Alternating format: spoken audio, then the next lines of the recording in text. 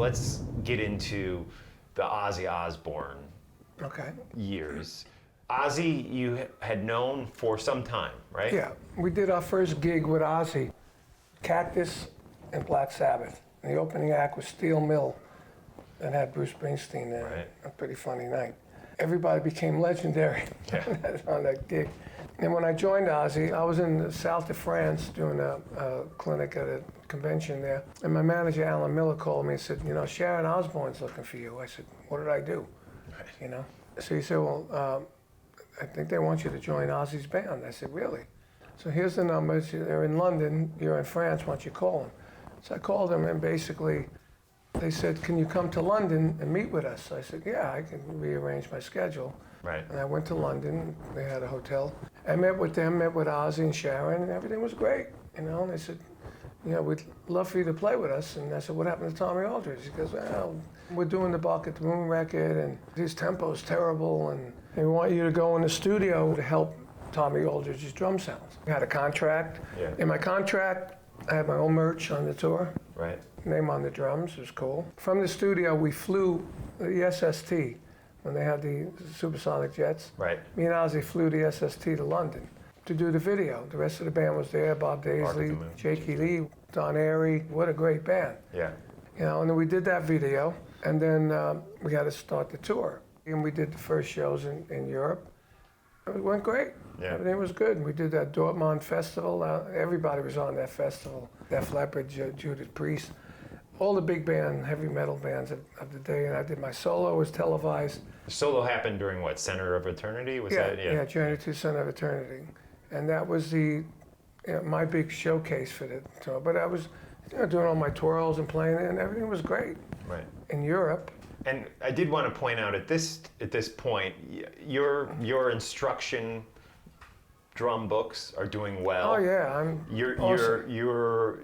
I'm doing clinics. Which was really a revolutionary thing. You know, nowadays everyone has their own instructional video or book, but you were really the first to put out these. I did the first one. I was the first rock musician to do a clinic, and I told Sharon that we were lining up master classes in every market, or as many markets as we can. And the master class was 50 people, paid $30 a head that I would get. So that's $1,500 a day, right? I don't think Sharon liked it, you know, because I'm on their dime. And you were able to sell your own T-shirts and stuff too. Yeah, I had my own T-shirts. I'm making a lot of money. I'm getting paid from Ozzy and per diems from Ozzy. I'm traveling on their dime, and I'm making all this money in master class.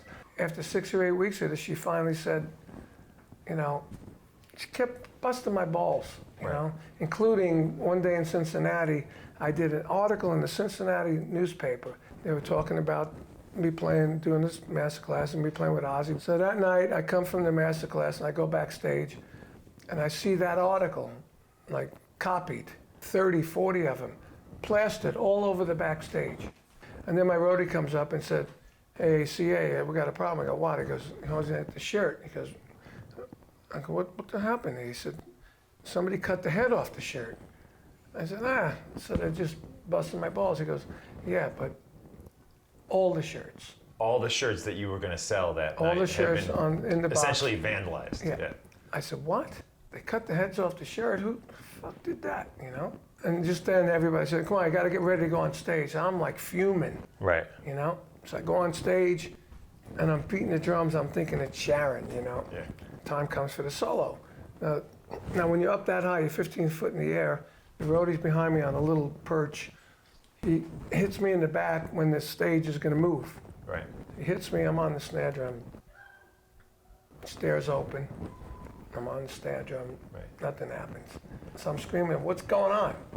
And he's on the walkie-talkie, and you know, after a minute, I realize the stage ain't going to work.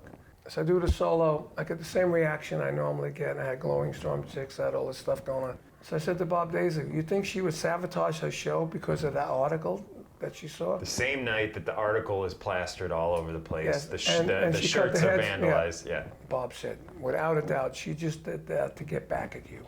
Wow. And then a couple of weeks later, we're playing Dallas. I see Tommy Aldridge hanging around. Little did I know he was there to replace me. Wow. You know, so the next day in Houston, We had a great show, and after a great show, everybody's going, wow, great show. That was, everybody played great. Even Ozzy, Yeah. And a message from the tour manager, Sharon wants to see you in the production office. I go in there, and she's shaking her head and goes, what's up, Sharon? She goes, I think that kind of attitude. Right. No, I don't know. What's up? Yeah. She goes, well, you've seen Tommy Aldridge hanging around. Yeah, well, he's starting the tour Monday. You're fired. I said, what do you mean I'm fired? Right. I have a contract with you. I'm fired? Why am I fired? She says, your name is too big. You need to start your own band. Yeah. We need more of a side man like Tommy. Right. I said, well, I was just blown away, because it was going great. And I still had master classes lined up for the future cities, Right. which I had to go to and do the master classes. While Ozzy was playing the arena, I'm doing a master class. Yeah. And that really pissed me off. Yeah, And then when I did my book, and there was an article came out, I think it was a major website. Right. It said, Carmine Appice, Sharon Osbourne, the nastiest woman in rock. Yeah. And they called her for a comment. Yeah. She goes, I don't even know who that is. Right. That's ridiculous. Then at some point, years later, Ozzy comes up to you. We had gotten a deal with King Cobra, and we were rehearsing at Mate's Studios, and Ozzy was auditioning drummers. He goes, hey, Carm, how are you, mate? And I said, good. And he gave me a hug, and he said, I know you and my missus have problems, because I was suing them Right. at the time. And he goes, but I hope we can still be friends. I go, yeah, Oz, I know it's not you. He goes, what are you doing? Sharon told me to get my own band together, so I did. And it's called King Cobra. I bought these vehicles, so we're painting it all white. Right. So I'm up on the ladder. I'm putting paper on the window. She goes, you need a hand? I go, sure. So I put Ozzy on the ladder, and he was on the other side putting the tape and the brown paper on the windows, Right. And, we remained friends.